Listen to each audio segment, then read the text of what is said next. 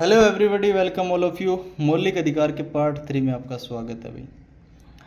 मौलिक अधिकार में हमने 18 तक अनुच्छेद पढ़ लिए थे। आज हम स्वतंत्रता का अधिकार पढ़ेंगे। इसमें अनुच्छेद 19 से प्रारंभ करेंगे। चलिए स्टार्ट करते हैं। मूल संविधान में 7 प्रकार की स्वतंत्रताएं दी गई है। हम स्वतंत्रता का अधिकार पढ़ रहे हैं और 7 प्रकार की स्वतंत्रता दी गई थी मूल अधिकार में, लेकिन फिलहाल 6 प्रकार की स्वतंत्रता ही है।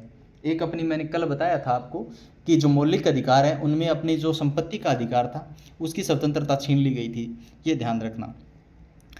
19 में अपने को जो स्वतंत्रता मिली है उसमें टोटल 7 प्रकार की स्वतंत्रता दी गई थी। 6 प्रकार की अपने पास है, वो पढ़ लेते हैं। सबसे पहले 19(1) अनुच्छेद 19(1) का है वो ए पार्ट है, यानी 19(1) का पहला।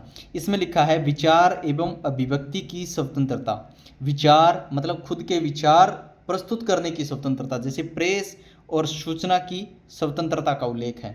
तो वो डायरेक्ट ये विचार और अभिव्यक्ति नाम ना देखे, वो देख पूछेगा कि प्रेस की स्वतंत्रता का उल्लेख किस अनुच्छेद में है, तो 19(1) में है या 19(1) क में है। ठीक है, ध्यान रखना, थोड़ा सा ध्यान रखना कि अनुच्छेद 361 है, ये 44वां संविधान संशोधन हुआ था 1978 में।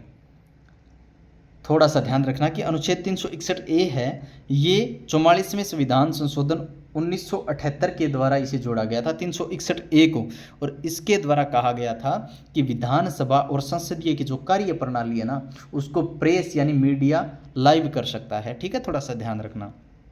नेक्स्ट अपना है वो है अनुच्छेद 19(1)(b) या 19(1) ख। इसमें कहा गया है कि शांतिपूर्ण तरीके से आप बिना हथियार के सभा का आयोजन कर सकते हो, यानी शांतिपूर्ण तरीके से बिना हथियार के आप सभा का आयोजन कर सकते हो। इसमें एक अपवाद है, ध्यान रखना कि सिख धर्म के व्यक्ति है वो अपना कटार धारण करके भी सभा का आयोजन कर सकते हैं, इसके लिए छूट दी गई है। ठीक है, वरना आप बिना हथियार के सभा का आयोजन कर सकते हो। अगर आप हथियार लेकर सभा का आयोजन करते हो तो आपके मौलिक अधिकार छीन लिए जाएंगे। ठीक है, थोड़ा सा ध्यान रखना इस बारे में भी।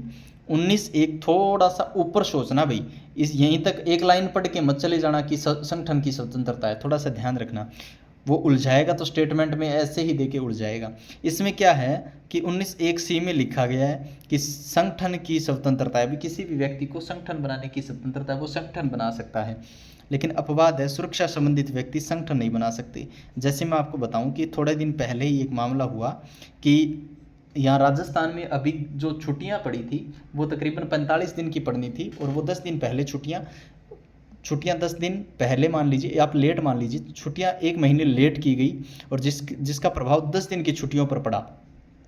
तो बाद में टीचर ने सभी ने संघ बनाकर कहा कि आप है वो छुट्टियां बढ़ा दीजिए। तो सरकार ने क्या किया, छुट्टियां 28 तक कर दी थी, 8 दिन की छुट्टियां यानी 1 हफ्ते की छुट्टियां बढ़ाई थी।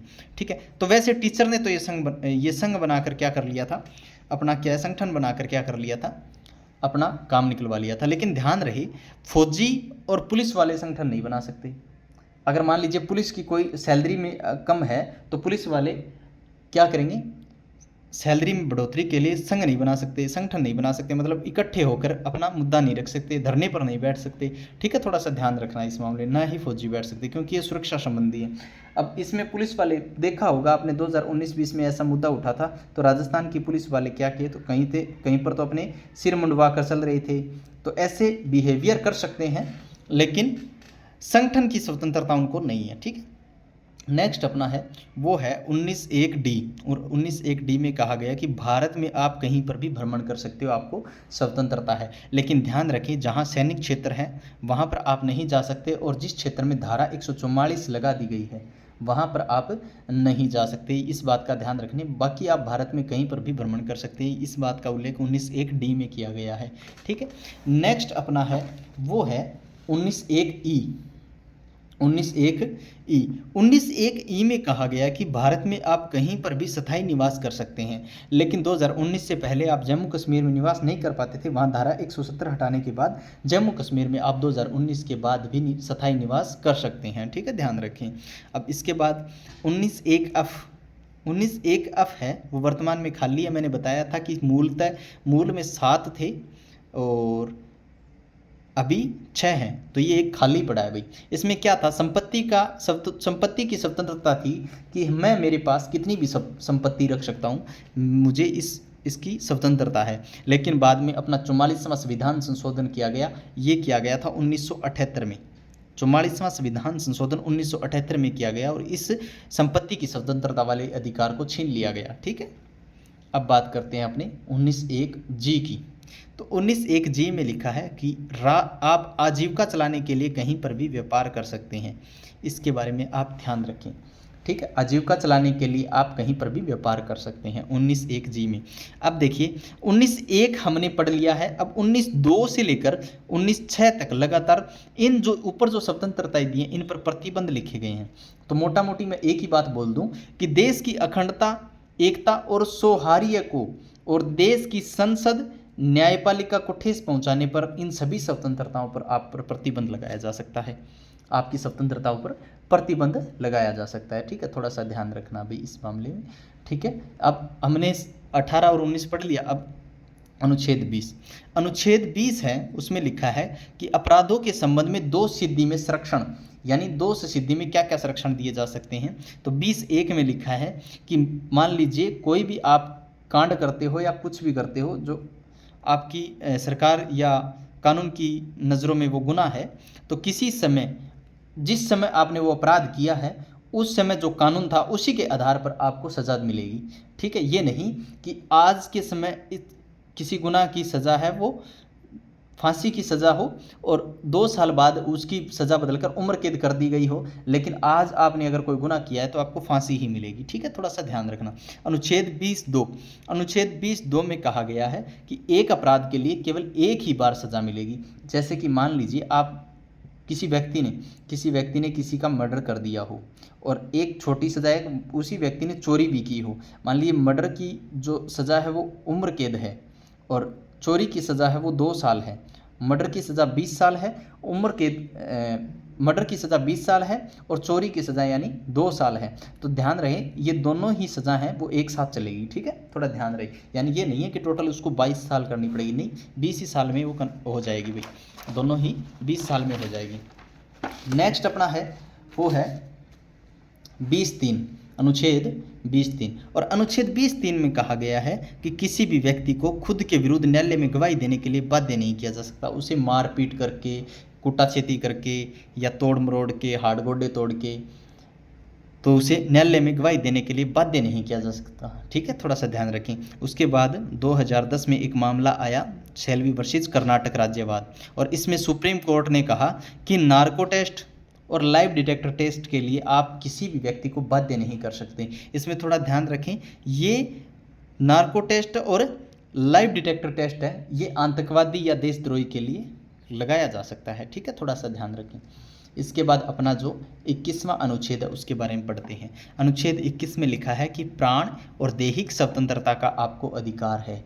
मतलब प्राण और दैहिक स्वतंत्रता का अधिकार, आप जी सकते हो, जीवन जीने का आपको अधिकार है, लेकिन आप इच्छा से मरने का अधिकार नहीं देते। ठीक है, तो इच्छा से मरने का अधिकार नहीं है। इसमें एक अपवाद है, ध्यान रखें। जैन धर्म में एक संथारा प्रथा होती है, वो इसका अपवाद है। कैसे संथारा प्रथा की बात करें तो जैन धर्म में संथारा प्रथा होती है, उसमें क्या होता है कि जो भी अन्न जल ग्रहण करते हैं वो त्याग देते हैं भाई। ठीक है, खाना पीना छोड़ देते हैं और समय जाकर जंगल में जाकर और साधना में लीन होकर एक जगह बैठ जाते हैं और वहाँ बैठे बैठे ही प्राण त्याग देते हैं। ठीक है, बाद में उनके शरीर को चाहे कोई भी, या मान लीजिए जंगली जीव है या जंगली पशु है, कोई भी खाए, उससे कोई फर्क नहीं पड़ता। ठीक है, इसके बाद असाध्य बीमारी में भी मेडिकल रिपोर्ट के अनुसार इच्छा मृत्यु दी जा सकती है, ये भी थोड़ा ध्यान रखना। दोनों ही चीज़ें आप ध्यान रखना, संथारा प्रथा और असाध्य बीमारी में मेडिकल रिपोर्ट के अनुसार भी इच्छा मृत्यु दी जा सकती है। ठीक है, थोड़ा सा ध्यान रखना। अब अपना अगला जो अनुच्छेद है वो 21(a) है, जो 86वें संविधान संशोधन 2002 के द्वारा जोड़ा गया था, ये ध्यान रखना।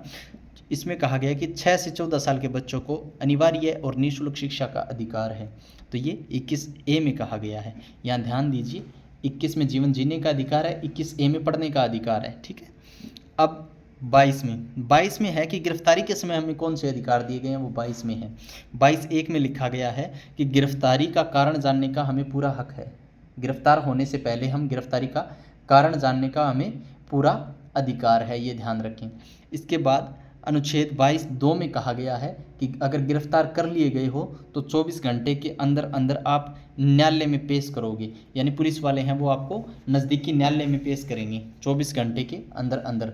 इसके बाद मैं बात करूं तो इसमें जो न्यायालय में पेश करने के मध्य जो यात्रा का समय वो शामिल नहीं होगा, लेकिन छुट्टी का समय शामिल होगा। मान लीजिए कि आपको अगर शनिवार के दिन नाइट में आपको अरेस्ट किया गया है तो आपको संडे में उस समय यानी 24 घंटे के अंदर अंदर आपको मजिस्ट्रेट के घर जाकर आपको उनके सामने क्या करना होगा, हाजिर करना होगा भाई, ठीक है। इसके बाद 22(3) में कहा गया कि गिरफ्तार होने वाला व्यक्ति है वो अपने पसंद का वकील कर सकता है, वकील से सलाह ले सकता है, ये भी ध्यान रखें। लेकिन ध्यान रखें कि निवारण निरोधक एक्ट या जैसे किसी व्यक्ति पर निवारण निरोधक एक्ट चल रहा हो या दुश्मन देश का कोई व्यक्ति हो या आतंकवादी हो, उसे 24 घंटे में पेश करने की कोई ज़रूरी नहीं है, उसे हम 3 माह तक इंटेरोगेट कर सकते हैं, ठीक है। ये आप ध्यान रखना।